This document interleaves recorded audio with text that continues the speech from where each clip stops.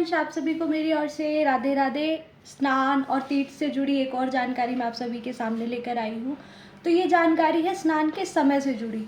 स्नान का समय अर्थात हमें किस समय स्नान करना चाहिए, किस समय उस जल में हमें प्रवेश करना चाहिए, किस समय नहीं करना चाहिए।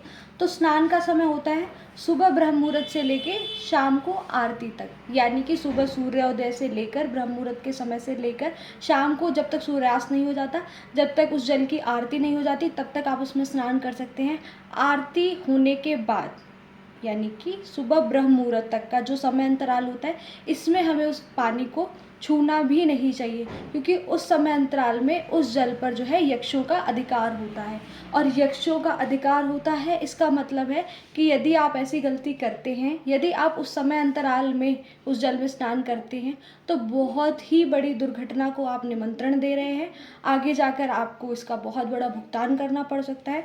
तो कृपया ऐसी गलतियां करने से बचें।